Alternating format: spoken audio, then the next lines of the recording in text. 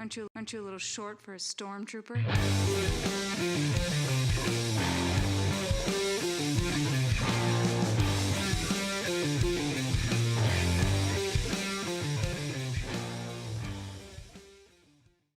What's up, nerds? Welcome to another episode of the Multiverse Report. Tonight, we are recapping the week's nerdy news from the Misty Mountains to Arrakis, and everywhere in between. My name is Mike Gibson. This is Steve Haller. What's up, Steve? Just minor technical difficulties and trying to figure out things since I'm recording from a hotel room tonight. But I was going to say, it's technical difficulties, but an understandable reason as to why we're having technical difficulties, because you are far away. It is true. Somewhere in a faraway land. Not a galaxy far, far away, but... Well, you were just watching Attack of the Clones, so you kind of were. That's true. That is true. I don't know. Do I admit that I was watching It's been a little bit, Clones? I feel like. Yeah. Yeah, you should. You should admit that. All right. That's okay. More to come on me watching Attack of the Clones. Seems like there's some kind of delay. There is. That's true. That's true. More to come on that. Yeah, definitely a delay that started as soon as we went live because we were talking normally before and it wasn't a problem at all. Yep. Now it's clear that there's some kind of delay happening. But it's been a little bit since we've done this podcast because we did that live episode and I recorded a solo episode that I think got lost to time because it's not on my feed. At least it's on someone else's feed. I don't know if it got posted, but that's okay because we're here now. We're here for you now. We are. People of the internet, good and lovely nerds. We are here now. And it's a good thing we're here because pretty big week. A lot of big announcements and a lot of trailers to be talking about. And we're going to kick it off with the one that everybody wants us to kick it off with, the one that came out today, which is why we're doing this on Wednesday. It's a rare Wednesday episode. Normally, it's like Tuesday is the limit. Yeah. But we heard tell that a certain trailer was dropping today. We figured Steve's going to be out of town, but he'll be at a hotel, so he can probably figure it out. So big thanks to Steve Haller for lugging his recording equipment to a random hotel and podcasting. Well, I'm here for the people, Mike. I'm here for the people. That's right. That's right. You are. First of all, I got to say, before we jump in to the new trailer for Spider-Man Brand New Day, got to say this podcast is sponsored by Funky Town Comics and Vinyl, who are getting ready to have their grand opening of their new Camillus location, which has been announced is directly across from their old Camillus location. Yep. It is in the what's that plaza called? Is it the Rite Aid Plaza? That's where I don't know if there's a name for it. Whatever Nestico's is in. Yeah, it's next to the. They're going to be next to the T-Mobile. In that Rite Aid Nestico's Plaza. Bit of a bigger space. And I don't know, I saw some behind the scenes stuff they're posting on Instagram about it. It looked gorgeous, looked a lot like the Cicero store and color scheme and setup. So I don't know. I'm really excited. I'm bummed that I can't be there this weekend for their grand opening. Grand opening is the 21st, and I'm going to be out of town, and Steve's also going to be out of town. So bummer that we can't be there, but you should go and check out the new Camillus Funky Town location. Yeah, if you do show up, you can probably catch our buddy Brandon from Mon Comics. I know he's making an appearance, and right. I'm sure Brian from the chat will be there at various points. So right. You can see Brian in real life. Sure, he will. That's right, not just in the chat. Real life. Here we go. Enough business, Steve. We got a trailer for Spider-Man Brand New Day. This is the fourth solo Tom Holland Spider-Man film. The fourth movie. No, second. Thor. Well, the fourth Spider-Man movie. That is true. Yeah. I thought you meant MCU character right. Overall. But yes, no, because we had the fourth Spider-Man movie. Trilogy, duology, and now quadrilogy? That is a name. That is a word that was invented by the Alien franchise in the late 90s, early 2000s. That I don't think anybody uses anymore. And I'm ready to bring back the word quadrilogy. You know what? What a word that is. That's the second time this week we've referenced Alien Resurrection. Yes, it is. Yes, it is. For better or worse. Mostly Was the for other worse. one on mic? Might have been. Was the other one on mic, or was it pre-roll? It was to Mike. I know that. Yes, it was to me. Anyway, it's a big movie. Everyone loves a Spider-Man movie. In my, if longtime listeners will know, I have not been wild about the last 2 Tom Holland Spider-Man movies. I love Tom Holland. I think he's great. I love Homecoming. I think he's great. I think he's great in the Avengers movies. He was great in Civil War. Not a fan of Far From Home. Not a fan of Far From Home and No Way Home. That's the other one. Not a fan of those 2. So I didn't really have high hopes for this trailer. I was, just gonna see what it was gonna be. Maybe the MCU Spider-Man's not my taste. Maybe it's just not for me. Maybe I'm an Into the Spider-Verse guy, and that's gonna be the way I consume Spider-Man for a while now. Well, but Steve, boy, did I love this trailer. I thought this looked great. I think this looks great, and I am excited for this movie. What did you think? We saw Spider-Man in New York. We saw big. We saw Sad Spidey. Yeah. We saw a grounded neighborhood Spider-Man. Yeah, we sure did. That's what we've been calling for, man. That's what he's supposed to be. Yep. Just like Spider-Man. Yeah. Yeah. It looked great. I don't know what to tell you. It just looked great. It also looked packed with maybe too much. I don't know. I like the trailer so much that the fact that there were so many like cameos and references and villains and antagonists didn't worry me, because the rest of it just looked so good. And there were so many cool visuals and so many interesting ideas that they seemed to be exploring in this movie, that the fact that it had the Punisher and Scorpion and Dr. Bruce Banner and the Hand, also, and a couple low-tier villains that may just be in there for comic book cover references and not actually part of the movie. But I don't know. Maybe they are part of the movie. I don't know. That was great. They put those homages in. What I wouldn't be surprised is in the 4-year gap montage that we're going to get at the beginning of the movie, that we see him fighting some of those B and C list guys, and expand the rogues gallery while telling the tale. Right. Like, I don't think Scorpion is the main villain of this movie. That's probably like kind of what you're saying, like an intro to show that he is, to show where he is as Spider-Man. Like, I've beat this guy before, and blah blah blah. Also, he knows Punisher. I was like, great. We don't have to see these guys. We don't need to see them meeting each other. We don't need that. Who cares? Yeah, he's calling him kid. Frank's calling him kid later in the movie. I was like, this is great. I love this. Yeah, like I love this. They've gone through that scene about 4 different times at least in between. When we last saw Spidey and now. Yes.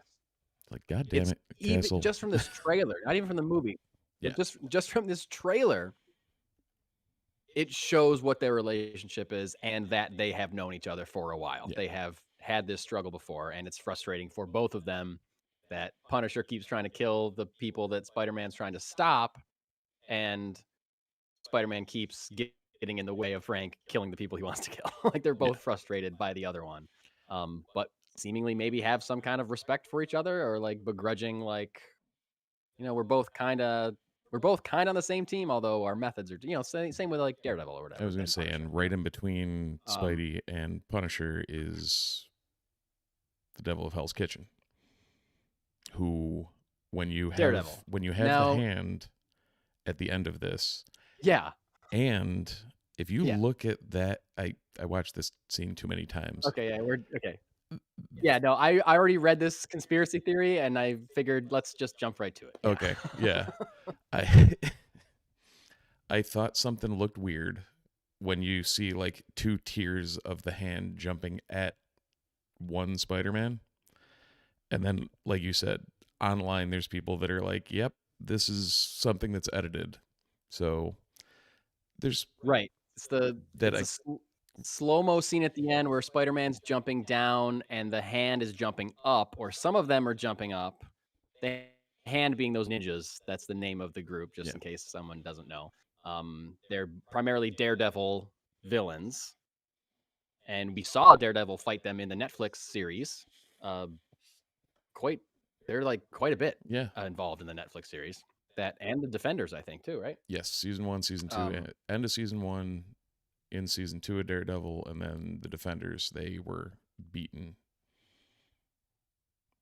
Yeah, right. Some of them are jumping up to meet Spider-Man, and there's a couple that seem like they're jumping towards at a lower angle, and people are theorizing because they did this with Spider-Man No Way Home to hide the fact that there were more multiple in that. But fans figured that out as well. They're thinking that maybe Daredevil is in this movie, and that shot is Spider-Man and Daredevil working together to take out the hand. Or it's not Daredevil, but it's like another character that's going to be introduced in this movie. Right, because we don't know. We still don't know who Sadie Sink is playing. There's all these like other castings that we're not really sure who it could be. So I would love it if it was Daredevil. Oh my god, if it was Daredevil. If it was Daredevil, this could be in the running for the greatest Spider-Man movie ever. I don't know. Yeah, just by that trailer. I'm excited about this. By the trailer, it's already close to in that running. So if I was judging movies on trailers. It just looks so good. Yeah, it looks grounded. It looks grounded, which is what reportedly Marvel wanted, and reportedly what a lot of fans wanted. Seems like we're getting that. Like we said, Peter is sad and depressed, which Peter should be. Yeah, that's the character. Spider-Man gets in the way of him living a happy life. Are they going the Man-Spider route? Yes, I am wondering that as well. It seems like he's going through something. He's changing. He's passing out. He's waking up in like a cocoon of webs that he seemingly made without his web shooters. And he doesn't know what's happening to him, and he's going to Dr. Banner for help. And they make it clear that Bruce Banner does not remember him. Says, "What's your name again?" Nobody does. He's struggling with not being able to be friends with Ned and not being able to be in love with MJ because they're off living their lives, and no one's allowed to remember who he is because he had to do that whatever spell bullshit to save the multiverse or whatever. Did you notice who MJ's new squeeze is? I saw that she has a new squeeze. I didn't notice who it was. Ezra Bridger. Oh, the actor. It's Iman Asfandi playing. I thought you were going to name a character no, from Spider-Man. But there is. So when you said Ezra Bridger, I was like, what? Yeah. There is some thoughts that it may be Paul from the new run, but yeah. Okay. I saw someone talk about Paul. I don't know who Paul is. So long story, controversial. MJ's new interest in the very modern books. That's all. I don't need any more than that. Yep. But yeah, so and there's a voiceover. I saw a lot of people online today trying to analyze the voiceover and trying to figure out who is providing the voiceover. Because even in the captions on YouTube, they say like Peter is talking, it says like who's saying the dialogue if the person isn't on screen. But when that voiceover happens, they do not say who it is in the closed captions. I just noticed that when I was watching it before we went live here. And there's a lot of people thinking that it sounds like Jeffrey Wright as the Watcher.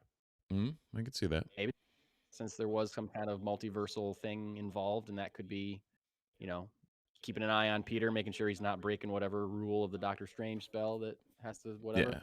Yeah. People also saying, and I'm agreeing, that it sounds like actor Keith David. Yeah. Definitely. Sounds a lot like him. Yeah, definitely caught that. I don't remember a casting announcement for Keith David. I love Keith David, but I don't know. Yeah. Who's talking? And it's saying that some spiders will go through different phases and changes and things like that, and when they come out on the other end, it's the big line at the end of the trailer. It'll be some kind of rebirth, and a lot of weight is put on the word rebirth. And the way that whole thing is delivered almost feels like a David Attenborough documentary type thing. Yeah. Yes, it does. Yes, it does. Maybe that's it. Maybe he's just watching a documentary about spiders and Keith David is narrating. Just happens it, to be and narrating. That's going to be the thing. Yeah. Well, would that, if that's the case, could Keith David hypothetically be the new Doc Connors? Oh, cool. Yeah, maybe. I didn't think about that. Maybe. you Yeah. know. Are we going to start seeing Tom Holland versions of the villains he's already fought in No Way Home in this movie? Right. Yeah. Yeah. I don't know. For the record, you're not missing anything because, as Brian in the chat mentions, you don't want to know who Paul is. Okay. Just I don't. leave it at that. You're right, Brian. I don't. So, same page. Same page. I am just... this trailer was just way more exciting for me than I expected it to be because it was the things that I wanted, and I just didn't expect them to give me things that I wanted. Street level, Spider-Man, and who knows what's going to happen in the action movie. Maybe it is overstuffed. Maybe there are too many characters. But it was just really cool seeing him interact with Punisher. If Daredevil is in it, that will be awesome as well. If Hulk is in it, not just Banner, if actual Hulk is in it, that'd be cool. Maybe that's who's jumping at the hand with Spider-Man, is like a giant green monster, and they're sending 4 ninjas to take him down. Yeah, we'll see what happens. What was one more thing I was going to say about it?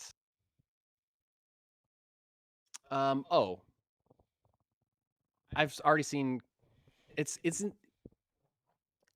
There are certain trailers or certain franchises that when a film drops, people are analyzing it to an annoyingly high degree immediately. And This is Spider-Man one of them. is one of those Yes. franchises.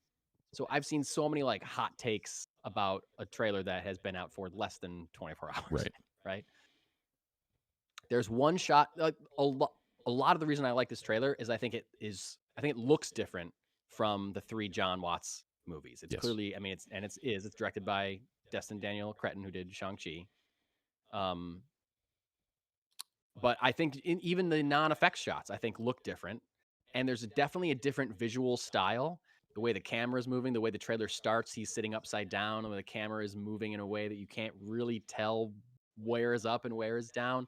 That first time he drops in front of that skyscraper, it's just like that's the most Spider-Man shot they've had in one of these Spider-Man movies. So cool. Yeah.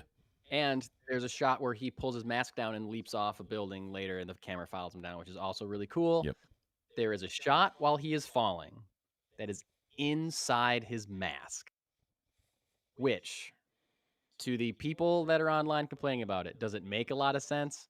No, it does not make a lot of sense because, yes, his mask would be tight to his face.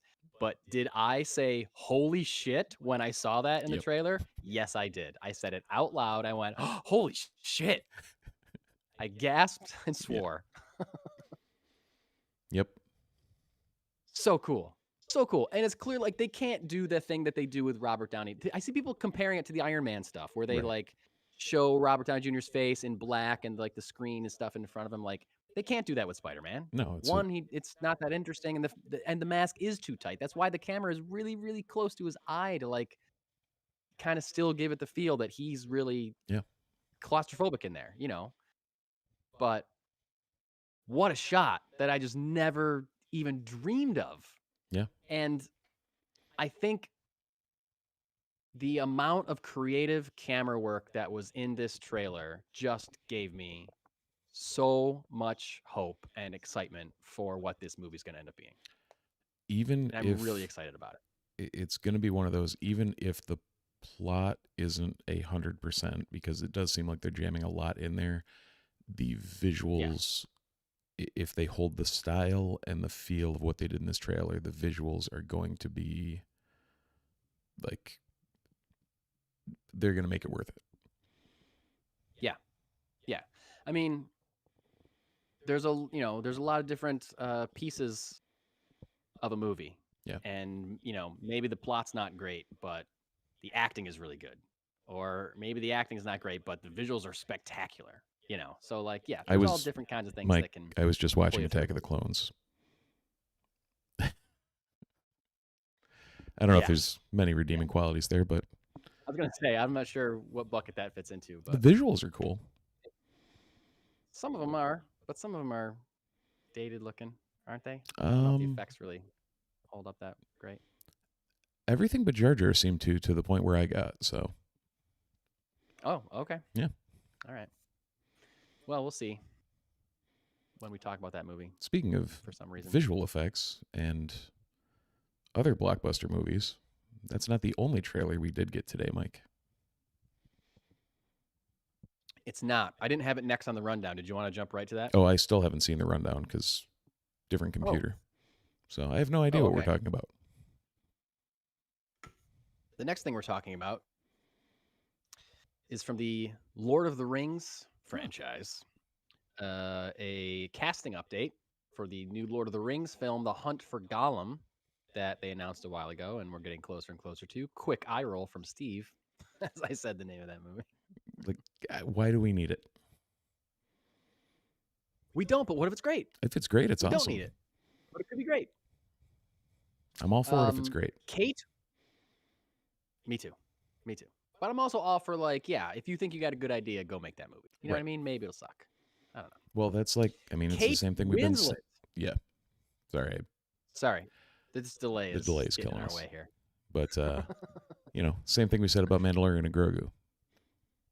If you're doing it as a cash grab, it's going to suck. If it's a movie because it should be a movie, then I'm all for it. All for it.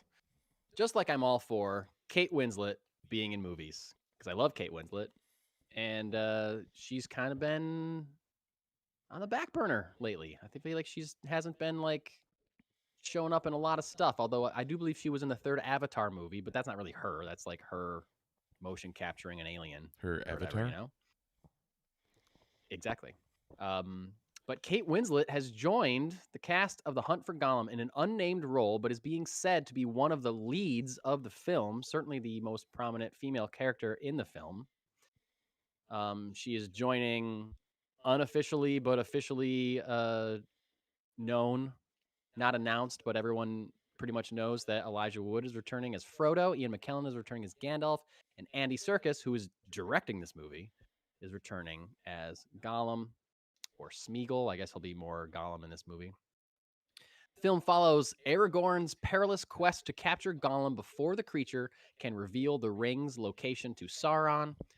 The story, which was taken from just footnotes that Tolkien wrote, is set between The Hobbit and Fellowship of the Ring. So it's a prequel, even though they do reference this, or they reference the fact that Gollum is the one that told Sauron that Bilbo has the ring. In Fellowship of the Ring, we don't see Aragorn trying to stop Gollum from doing that. Now, the one, based on everything I just said, kind of sounds pretty good.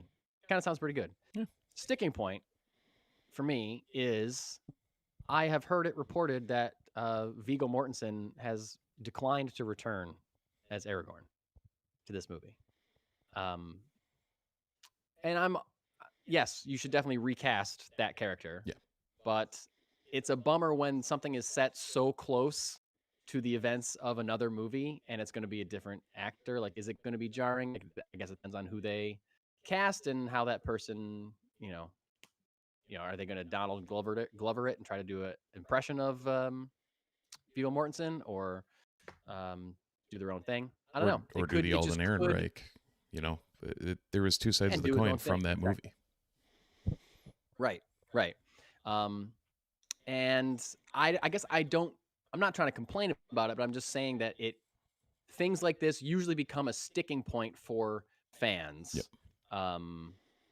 And is like, gives them something to grab onto to immediately shit on the movie before they see it and stuff like that, which is annoying. But all that aside, everything I just said, Steve, what do you think about Kate Winslet and being in this movie and all of this kind of thing. I mean, always a fan. Like, why not? If she's cast in a role that works, then great. I think the fact they're getting, I mean, Elijah Wood still hasn't aged since those movies, so that'll be easy enough.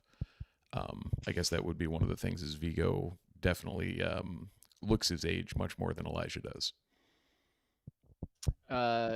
Yeah. And I'm sure they'll probably do some de-aging on Elijah Wood just to make him more baby-faced or whatever. And I mean, Ian McKellen was already ancient when he was Gandalf, so yeah. I can't imagine he's gonna have too much action-y stuff to do in this movie, though. He's very old. Yes.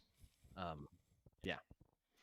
So yeah, I mean, I don't know that there's hype for this movie. I haven't seen seen that's something that I don't see people talking about. Yeah, outside of these like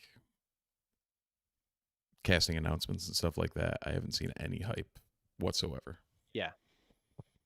Yeah, and I do see a lot of people online talking about how much they love Lord of the Rings, but I don't know. Maybe the word isn't out on this movie yet. I don't know, because it is a weird choice.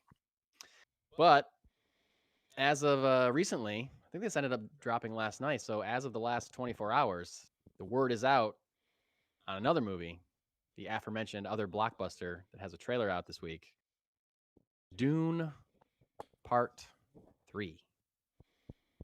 Directed by Denis Villeneuve. Again, Denis Villeneuve has given us 3 Dune movies in 5 years. Yep. That is impressive considering the quality of those 2 movies. Yeah. And the star power of the cast. And this one got even more stupid. I know. But these movies star Oscar-nominated actor Timothée Chalamet, known ballet hater, known ballet hater, known non-Oscar winner. Sorry, Timmy, you were fucking great in Marty Supreme. I would have been fine if he won, honestly. Zendaya is in this movie. Yeah, is in all 3. You know what I mean? Like, these are busy people. Rebecca Ferguson, Christopher Walken, Jason for God's sake, like Stellan Skarsgård, Jason Momoa, like. Well, Jason Momoa wasn't in the second one, but he's in the third one. Yep. But like Oscar Isaac was in the first one. Exactly. Just the fact, Josh Brolin, the fact that he was able to maintain this star-studded cast and keep to a schedule that doesn't have us waiting for, 5 years between each movie. I would have been based like Dune looked and was so good. I would have understood if they were like, yeah, we're making part 2, but it's going to be 5 years. Right. Like, totally get that. But no, cranked out Dune 2, looked just as good, was just as good. And now, here comes Dune 3. Got the trailer today. Steve, I have not read the books. You have read more Dune than me. Yeah, I've not read Dune Messiah in a long-ass time. Okay. I think I read it once about 10, 20 plus years ago. All right. But based on that and this trailer, what did you think of this trailer? I'm hyped. Me too. There's no, I mean, and any longtime listeners can attest to my affinity for these movies. Since both years that those movies came out, they won my movie of the year. So. Yep. And it's funny because I did enjoy, I've read Dune multiple times, but didn't ever clamor for, much anything else or whatever. Yeah. I don't know what it is about these movies, but like Villeneuve nailed every iota of it. Yeah. And this was for the first Dune, I was like, oh, it looks good. I don't know anything about Dune. I know George Lucas took some ideas for Star Wars, but like, I don't really know the story. So great, I'll go see it. And I was like, oh, it was really good. I think, that was like a COVID movie. I think we watched that at home. Yeah. And my wife had read it. And I had read like a graphic novel adaptation of like the first half or something like that. but I was like, well, that was good. Wow, it looked really great. Effects were really good. Cool designs. Like, cool. Yeah. Then Dune 2 came out. I was like, all right, that first one was pretty good. And I was like, wow, Dune 2 is great. Love it. Saw it in the theater. And then I watched it with my wife, and I was like, ooh, no, this is really good. Right. This is better than like watching it a second time. I was like, this is really good. But neither of those movies did I go into being like, fuck yeah, Dune. Right. But this one, now I'm there. Now I'm there. Did I was surprised at how much I love this trailer based on, because it's not like I don't like the first two. I like the first two, but I was never like hyped really. Now I'm hyped. Did you happen to notice who got added to the cast? Robert Pattinson. Mm-hmm. Doesn't look anything like Robert Pattinson, but it's Robert Pattinson. Yeah. Yep. And she was in one scene at the end of Dune 2. I'm blanking on Anya Taylor-Joy. Yep. Was in this. But wasn't she playing like the unborn daughter? So this movie's going to get weird. Yeah. I know that much. Yeah. And I know there's like, because like Jason Momoa was back as a clone of Duncan Idaho, who died in the first movie. Yeah, and he keeps coming back and back. Yeah, that's what I hear in the Dune books. He keeps coming back. Yeah. But I also already saw people online today for this trailer being like, "Oh, I hate that Dune is stooping to comic book level of movie making where they just want to bring characters back from the dead because they were popular." No. And someone was like, "Yo, buckle up, buddy." Right. Like this is By the way, for the cast, you know who we forgot? Who? We forgot. Oh, Florence Pugh. Florence Pugh. Yeah, that's the first name that I. Javier Bardem. Yeah. Yep. Like, yep. Those are the two we forgot. Yeah, and Austin Butler was in 2. Yep. He was great. Like, crazy. Did I say Stellan Skarsgård was in the first 2? Jesus. Yeah, so I don't know. This trailer was great. We haven't really talked about the trailer itself yet. I'm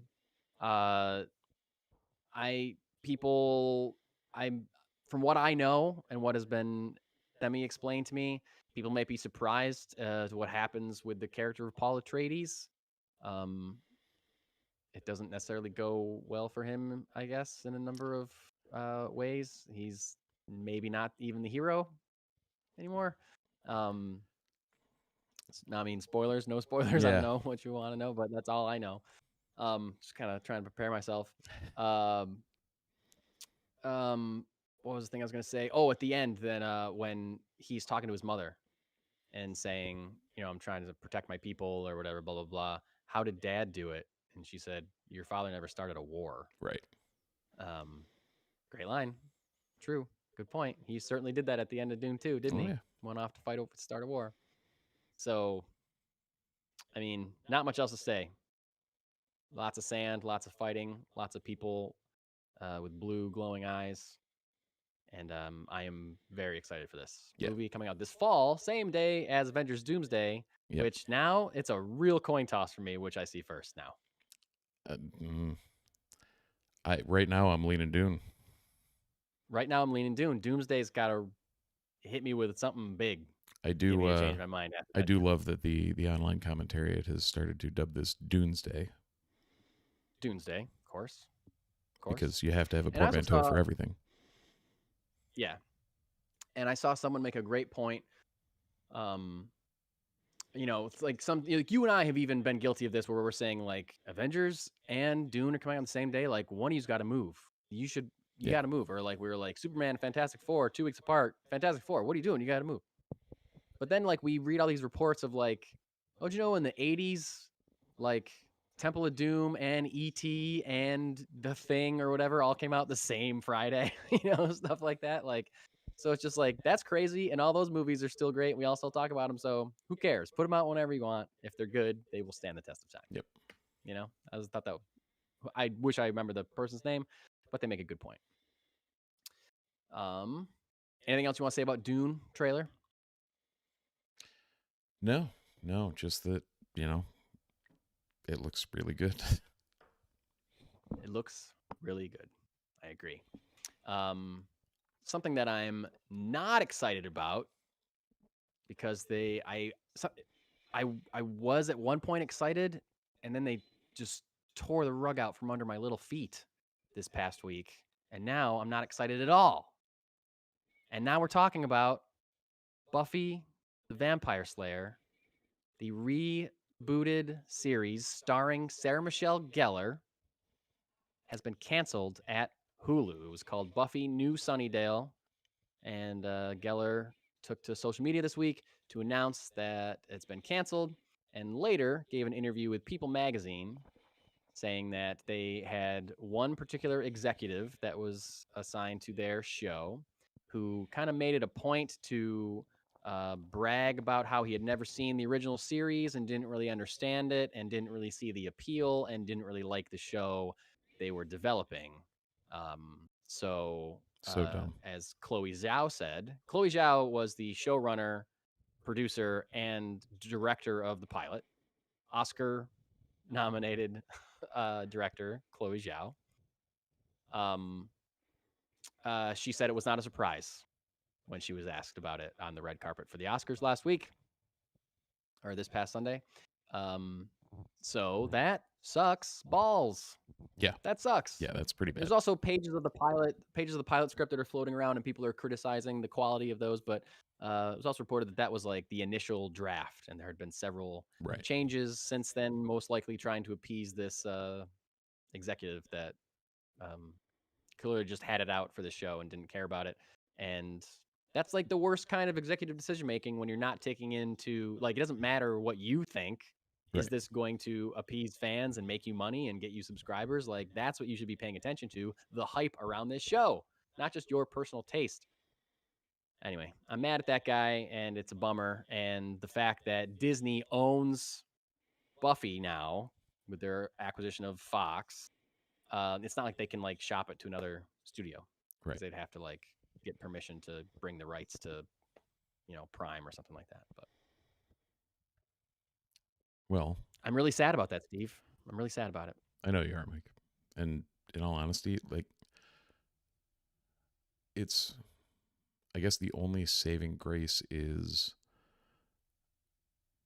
I mean, I don't know how it could be bad with that, like returning everybody and Chloe Zhao being the showrunner and all that. But yeah, if there was a reason, then maybe it's not a horrible thing. It's not seeing the light of day. Yeah. If of course, because the executive, then, fuck him. But then that's bullshit. Yeah. Of course, it could be bad. Right. It could have been bad. I can't say that that's impossible, right? It could have been bad. I mean, we've seen bad remakes of good things. Great point. Great point. But also, like, it's also been a lot of bad TV in general. Like, how bad could it have been?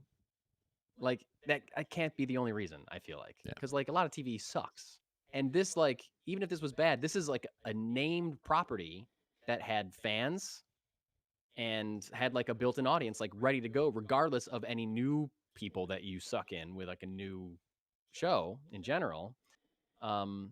It seems like it would have to be just simply abysmal to not go with just a mediocre pilot and be like, okay, we know this is just okay, or we can re-edit it or something, and then we know where to go if it gets picked up.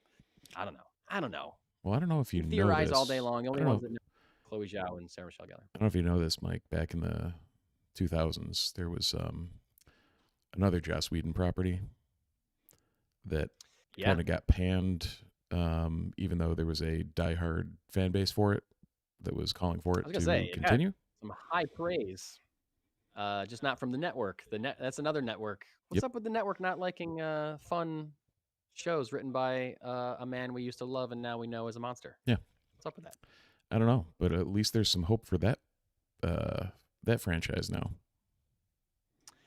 Yes, a lot of hope. Can't stop the signal after many, many years of Firefly fans. It's definitely died out. I think you and I were talking about this. I don't know if we talked about it on mic on an actual episode. Right. But over the last couple of weeks, on social media, Nathan Fillion, star of Firefly, has been posting videos with his Firefly coworkers going to their door, ringing their door, saying it's time, and like collecting them more or less, leading to a lot of buzz that this was going to be some kind of Firefly reboot, a new season of Firefly. And I was like, I don't know if it's just a straight up. We would have gotten a big announcement from Disney or Hulu or whatever, and it seems kind of like the big fervent push to bring back Firefly was kind of like 10, 15 years ago, and it's kind of died down a little bit because it's clear they're not bringing it back. Well, guess what? They are, but not in season 3 necessarily. We are getting a animated series, a Firefly animated series that is currently in the works. It was finally announced what this mystery project was this past Sunday morning. The only problem, they have all the actors, they have like the rights that they need to make it, they have writers and people that are working on it. What they don't have is a home for the series. They do not have a network for the series to air on, which is crazy to me. Like, I feel like, even you know what? We just had a story about an idiot executive that didn't understand how many people would be interested in a Buffy the Vampire Slayer reboot. And that show ran for 7 seasons and spawned a 5-season spinoff. So I guess I can totally see why people maybe wouldn't want to jump at the chance to do a Firefly animated series. But you'd think, I don't know, it just seems like a thing that would hit it on Disney Plus. Yeah. You know what I mean? You would think so, but I don't know. Here we are. Apparently they can't find someone, and they're, I'm pretty sure they will. Like, I'm sure somebody will pick it up. I'm very hopeful that they will. But even if it's like some, dropout TV or some like YouTube or something, it might be a weird platform, but that whatever weird platform is going to get a lot of subscribers for a Firefly TV show, me included. Yeah. And if that takes off, then maybe somebody bigger grabs it or whatever. Buys it out. Yeah. I'm pumped about it. I'm quite excited that they're finally doing what we've been clamoring for years. But I'm curious because you had the entire original cast, including Alan Tudyk. So is it going to be prequels? Is it going to be how are they going to incorporate him? Wash is very much not alive, so in they had, in some article that I read, it might have been the Deadline article, but it's there is a piece of concept art. Oh yeah. But there's no Wash. Right. He's not part of the concept art. It's like one of each character, but not him. So I don't know, but he was part of the announcement. Right. So how do they incorporate his character? Through flashbacks. Obviously, that could be a way to do it, except that they all look a lot older than they did in the late 90s. So maybe, I don't know if flashbacks. Well, it's animated. What am I talking about? It's animated. So yeah, never mind. So yeah, maybe flashbacks, or they can work out some kind of sci-fi technology. There's a hologram that he recorded in case something ever happened to him, some dumb thing like that. Or we uploaded his consciousness. It's a sci-fi show. They can do any of that bullshit. They can make it work. Speaking of fun sci-fi bullshit and people doing fun things, it was announced this week that Aaron Pierre, star of the upcoming Lanterns series, which was a trailer for that last week, that my review of was kind of lost the time, but I think that looks great. Did you see the Lanterns trailer? It did. And it got me quite excited for that show. Shocking no one. A lot of people were mad about the Lanterns trailer. People get mad about everything. Kyle Chandler, there's this amazing shot in the trailer where they're just like talking and Kyle Chandler just like launches and flies into the sky like effortlessly. So cool. People are mad that he's not glowing green while he's flying. His Green Lantern should be glowing. Well, you know what? Nathan Fillion as Guy Gardner wasn't glowing green in Superman either. So shut up. There's a precedent for it. Well, and there was a lot of bitching about the suit that he was wearing, Yeah. and it's literally just a Or the toned fact that they down. weren't wearing suits at all. Right, but like the Yeah. jacket and all that was just a toned down version of what Fillion was wearing. Oh, I thought you were talking about the trailer. Yeah, but yes. There's backlash to everything. It's really, really annoying. But yeah, the Lanterns trailer is very good. I'm excited. And announced officially this week, Aaron Pierre to appear as Jon Stewart, Green Lantern, in Man of Tomorrow, the upcoming sequel, or, I mean, Sequel-ish. he said it's not a straight up sequel, Right. but follow up, I guess you could say, to Superman. And he said to have a pretty big role, not just a cameo or a side character, like pretty big role, Nice. despite the movie we know at least being about Superman and Lex Luthor having to work together. Right. So he may have like a Mr. Terrific sized role, like he did in like Terrific did in Superman. Yeah. And it's also been announced that Hawkgirl and the Engineer are also confirmed to appear. There's currently no other word on Mr. Terrific or Metamorpho or, Guy Gardner or Hal Jordan. I still have a theory. My theory is still that Hal is going to die in the Lanterns show, but I guess we'll see about that. But we don't know who else is going to be it, but this is confirmed now. Hawkgirl, Jon Stewart, Green Lantern, and the Engineer.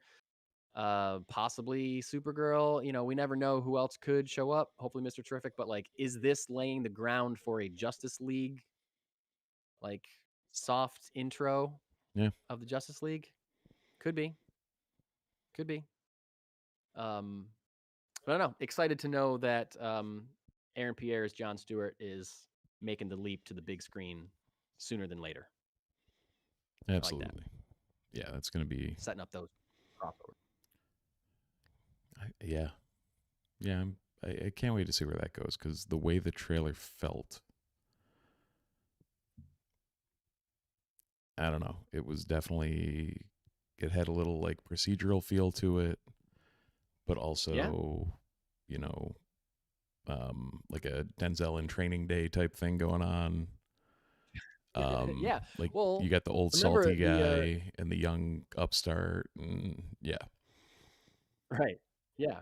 The people being mad that there's no like cosmic elements in the trailer, like this trailer to me, exactly how James Gunn described it when he announced it, which was a true detective style, earthbound Green Lantern, like murder mystery. Yeah.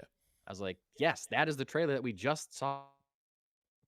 That is it. He never said wild cosmic adventure with glowing green lanterns. He never said that. Right. So, this trailer definitely lived up to his description, and like what you said, like it just seems like a really gripping story. And yes, I love Cosmic Green Lantern, but I have a theory that I can share. Okay. Like I said, I love Cosmic Green Lantern, but I understand why they're not going that route, because the Ryan Reynolds Green Lantern movie did go that route, was a huge failure, and we're still talking about the Ryan Reynolds Green Lantern movie, more or less. It's still like in the consciousness. Somehow. Due to, in no small part, the fact that Ryan Reynolds himself makes jokes about it in all the Deadpool movies. True. Like, he is keeping our memory of that movie alive more than anybody else. I feel like. Crazy. So I wouldn't be surprised if this move to stylize the intro of a Green Lantern, I mean, yes, we got the Guy Gardner and Superman, but like more or less the intro idea of Green Lantern into the universe, keeping it grounded, keeping it earth-based, keeping them out of the suits, not calling it Green Lantern, calling it Lanterns, because they don't want anybody to be like, oh, Green Lantern sucked. I don't want to watch this show.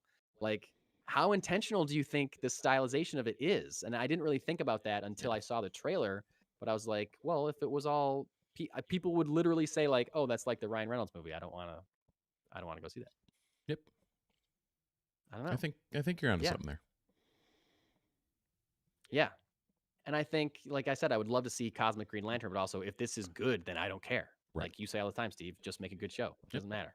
As long as you're still true to the character, great. I'm in. You know what's a good show, or should be a good show, and is extremely true to the character from what we saw in a trailer? What's that? That would be the upcoming Maul Shadow Lord. The next Maul Shadow Lord.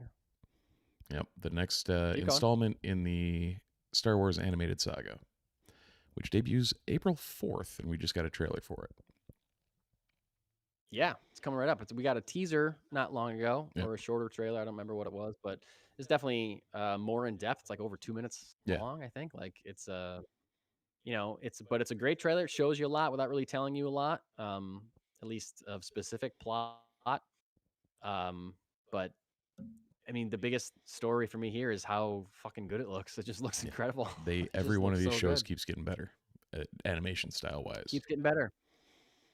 Yep, and the fact that it's on a industrial planet, like a city planet, and so there's like just neon lights everywhere. It gives you like the color palette of the show looks very different from Clone Wars or Rebels or Bad Batch or anything else. It's really intense looking and exciting. Yeah. It comes out soon.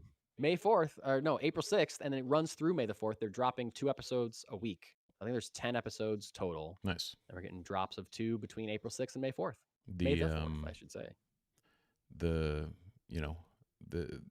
seeing the Inquisitors, seeing Maul fighting the Inquisitors, like red on red lightsaber battles. Very cool. Just hearing Sam Witwer, I don't know what it is with like the way he portrays Maul, but it's like, yeah, no, you're onto something here. Yeah, that's I'm very excited about it. Yeah, very excited about it. And it will likely be the last time we see Darth Maul, unless we get a Darth Maul in high school prequel series or some shit like that. Interesting. All right. Oh, what the hell? I don't have a comic. What you got? What do you got? There's something that comes out next week. What the hell is it? Show? Movie? Comes out March 23rd, maybe? I don't know why that's sticking in my head. No, my brain. It's Daredevil season 2. That's it. You're Born Again. There you go. Yeah. That's what I was trying to think of. Yep. I want to say the 24th, but yeah, it's right around there. Yeah. So right around there. Yeah. We'll probably be talking about that. Well, not next week, but after next week. We certainly will. We will find the time to talk Daredevil. So that's like a thing that I just kept forgetting was happening. And so now that I know it's coming out in a week, I'm super excited about it. Oh, yeah. That's really great. We're going to be watching Daredevil and Darth Maul. So good. I don't have a comic to review. Well, I do, but it's at the house and I didn't read it. Be the new Ben Percy Punisher #1. So I've heard good things. And, Percy's known, especially recently, for writing Wolverine and characters of that ilk. So there's, there's some promise with him taking on Frank Castle. Yeah, for sure. For sure. I mean, it's Wednesday. Today's new comic book day. Yeah. It's happening right now. You missed it already. Yeah. When you're listening to this, it might be Thursday. So you might have missed it. But you can still go to your local comic book store and pick up these books that came out today. Absolute Flash number, didn't write it down. Great. Off to a great start. Nailed it. Amazing Spider-Man 24. Baby Garfield #1. Batman Superman World's Finest #49. Batwoman #1. Black Panther Intergalactic Planetary Intergalactic #4. I might have added a little bit to that title. Well, Captain America #8. Catwoman #85. Cyclops #2. Deathstroke the Terminator #1. Exquisite Corpses #11. G.I. Joe 20. Invincible Universe Battle Beast #7. Oh. Lobo #1. Mark Spector Moon Knight #2. The Mortal Thor #8. New Titans 33. Nightwing 136. Planet She-Hulk 5. The Sentry 1. Sorcerer Supreme #4. Superman Unlimited #11. Ultimate Wolverine 15. The Ultimates 22. Wade Wilson Deadpool 2. Wonder Woman 31. And X-Men 27. Big week for a lot of big titles, including DC's rolling out some new number ones for some new characters. Batwoman, Yeah. Deathstroke, Terminator, and Lobo. There's more coming. Like there's like a demon one, and I can't remember all the other titles that they Nice. announced, but they're starting right now. All deserving of stories, those characters. So, anything that you're pulling or picking up this week, Steve? Battle Beast. Actually, the I didn't realize they were.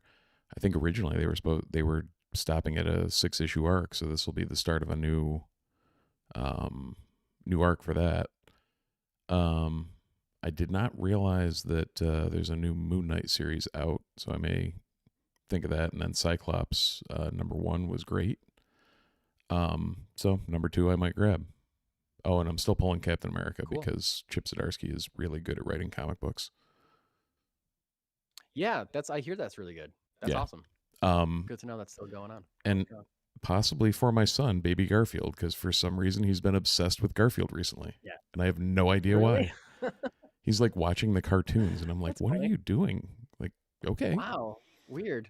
I'm like, that's a throwback, buddy. It is. Good for him. Yeah. Good for him.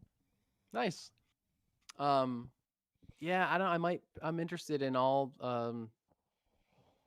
those new DC number ones. Mm-hmm. So I might grab one of those or two. I also did not know about the new Moon Knight series. So I don't know. I don't know. And so what's the other thing that you just said that got past me that I wasn't aware of? Cyclops? Cyclops? I knew. I thought there was something else. Maybe I thought of something else. But no, I guess I'm not sure I knew there was a new Cyclops number 1. I'm not sure I knew it was out. And I certainly didn't hear whether or not it was good. So that's good to hear that it's good. Yep. Cool. Well, that's all I got. Yeah. Any final thoughts? My only thoughts are that you should probably try and like and subscribe to the show, and maybe leave us a review on Apple Podcasts or your podcatcher of choice. Do all the YouTube pleasantries, the whole 9. Keep tabs on the channel up here soon. And yeah, that's all I got. That will be soon. Yeah. All right. That's all I got too. So, as the 2 suns set over the burnt corpses of Owen and Baru Lar, thanks for watching, thanks for listening, and we'll see you in the multiverse.